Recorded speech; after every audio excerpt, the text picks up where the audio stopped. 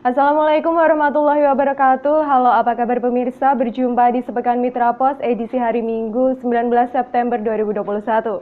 Kami akan menyajikan berita seputar Karesidenan Pati dan Semarang dalam sepekan ini bersama saya Mila Chandra. Inilah Sepekan Mitra Pos selengkapnya.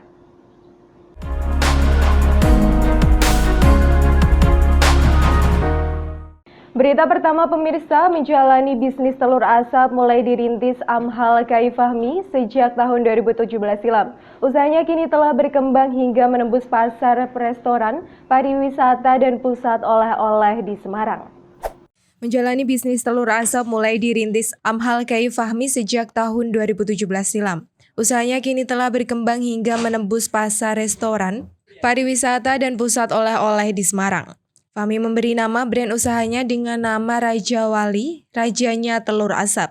Usahanya berpusat di Desa Kalikalong, RT 1 RW 2, Kecamatan Tayu, Kabupaten Pati. Di awal usahanya ia hanya memproduksi telur asin biasa, belum telur asap. Karena telur asin memiliki masa kadaluarsa yang singkat, yakni 1 minggu, menuntutnya berinovasi menciptakan jenis telur asin yang lebih tahan lama. Ia mengaku menjalankan usaha telur asap tidaklah mudah. Pasalnya, proses produksi telur asap membutuhkan perlakuan yang lebih ekstra dibandingkan telur asin biasa. Setelah diasinkan, telur asap dimasak 2 kali, pertama direbus di kuali dan kedua diasap atau dipanggang di atas oven khusus. Dalam perjalanannya, ia mengaku sempat menemui banyak hambatan lantaran menjalankan usaha secara otodidak dan melihat dari YouTube.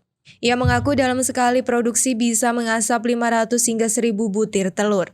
Per butirnya, Fahmi mengaku bisa mendapatkan keuntungan bersih Rp1.500. Di masa pandemi, ia sengaja tak menurunkan kualitas bahan baku. Telur yang ia pakai adalah telur dengan kualitas terbaik menyesuaikan standar pusat oleh-oleh. Meski sudah 4 tahun berjalan, Fahmi belum memperkerjakan karyawan tetap. Sehari-hari ia dibantu tetangga sekitar atau murid di tempatnya mengajar sekarang. Menurutnya, dengan metode ini ia bisa menolong lebih banyak orang yang membutuhkan.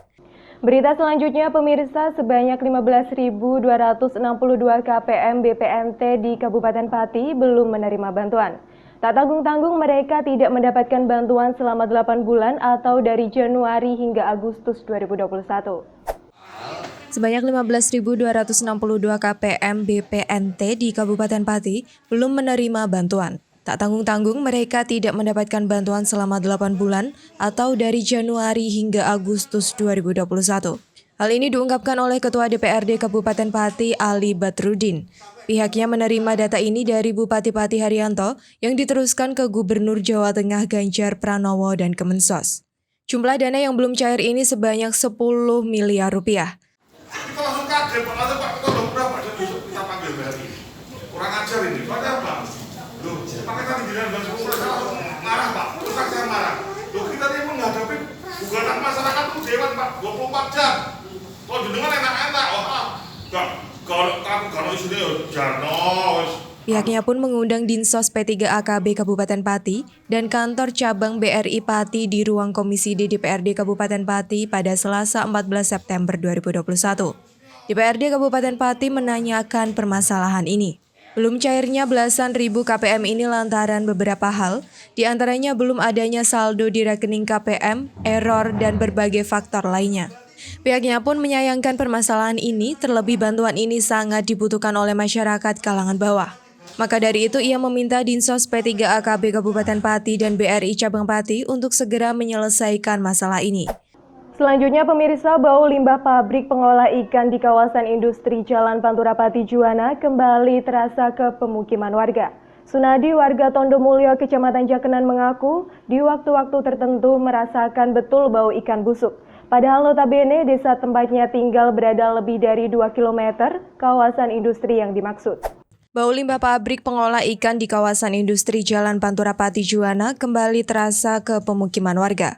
Sunadi warga Tondomulyo Kecamatan Jakenan mengaku di waktu-waktu tertentu merasakan betul bau ikan busuk, padahal notabene desa tempatnya tinggal berada lebih dari 2 km kawasan industri yang dimaksud. Sunadi menceritakan bau menyengat paling terasa saat malam hari menjelang azan sholat Isya, terutama ketika angin bertiup dari utara ke selatan atau barat daya. Kendati demikian, ia belum bisa menyebut pabrik mana yang spesifik menyebabkan bau tersebut. Bukan hanya warga Tondomulyo saja yang mengeluhkan bau tak sedap. Menurutnya, bau limbah juga menyebar hingga desa terpojok di Jakenan, seperti Ngastorejo yang berjarak 7 km dari kawasan industri. Lebih lanjut, Sunadi menginginkan ada penanganan serius terhadap limbah ini, baik dari pengelola pabrik maupun Dinas Lingkungan Hidup Kabupaten Pati.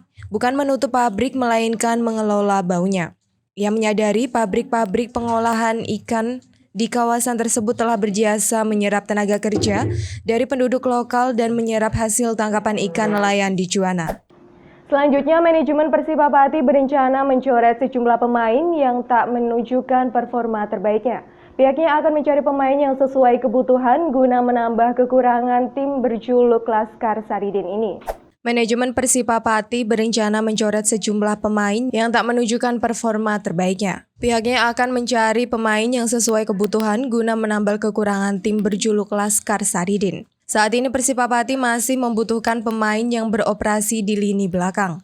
Mengingat dalam laga persahabatan melawan Persijap Jepara, lini pertahanan Persiba Pati tak mampu menahan gempuran dari Laskar Kalinyamat pada pekan lalu. Hal ini menjadi sorotan dari manajemen Persiba Pati, terutama di posisi bek tengah. Pihaknya pun berencana mencari kekurangan ini dengan mengadakan trial. Saat ini Persiba Pati masih mempersiapkan skuad dan mempertajam taktik untuk mengarungi Liga 3 Zona Jawa Tengah. Beberapa uji coba akan digelar. Semua jadwal uji coba ketiga tim lokal akan dilakukan dalam waktu dekat dengan pertimbangan proses persiapan dalam mengarungi kompetisi Liga 3 mendatang. Manajer Persiba Pati Dian Budianto menuturkan uji coba dengan tim lokal Pati berguna melakukan seleksi kembali untuk pemain lapis kedua. Berita terakhir, pekerja seks komersial beralih beroperasi di tempat-tempat kos setelah prostitusi di Kabupaten Pati ditutup oleh Tim Gabungan Pemberantasan Tempat Prostitusi pada Kamis 19 Agustus 2021 lalu. Pekerja seks komersial beralih beroperasi di tempat-tempat kos setelah prostitusi di Kabupaten Pati ditutup oleh Tim Gabungan Pemberantasan Tempat Prostitusi pada Kamis 19 Agustus 2021 lalu. Hal ini terlihat saat tim gabungan melakukan operasi di sejumlah kos di Kabupaten Pati pada Jumat 17 September 2021. Sebanyak 3 pasangan yang tak berstatus suami istri ditemukan sedang berduaan di tempat kos. Kasat Pol PP Kabupaten Pati Sugiono mengungkapkan bahwa di antara orang yang terjaring ini adalah para PSK di sejumlah prostitusi yang ada di Kabupaten Pati, seperti Lorong Indah dan Ngemblok City. Para pasangan yang berasal dari berbagai daerah ini diketahui diantaranya merupakan PSK di sejumlah prostitusi yang ada di Kabupaten Pati. Mereka pindah ke tempat kos-kosan lantaran tempat tinggal sebelumnya telah ditutup. Para pasangan ini pun digelandang ke markas Satpol PP Kabupaten Pati untuk dilakukan pembinaan. Bagi yang belum berumah tangga, pihak Satpol PP akan menghubungi keluarga pelaku agar dilakukan penjemputan. Operasi ini dilakukan atas kerjasama berbagai pihak, diantaranya adalah Polres Pati dan Satpol PP Kabupaten Pati. Informasi tadi sekaligus menjadi sajian akhir dari Sepekan Mitra Pos. Informasi mengenai berita dan kejadian ter-up-to-date sekarisidenan Pati dan Semarang dapat Anda akses di www.mitrapos.com. Kini saatnya saya Mila Chandra beserta seluruh kerabat kerja yang bertugas pamit undur diri. Terima kasih atas perhatian. Wassalamualaikum warahmatullahi wabarakatuh. Tetap patuhi protokol kesehatan dan sampai jumpa.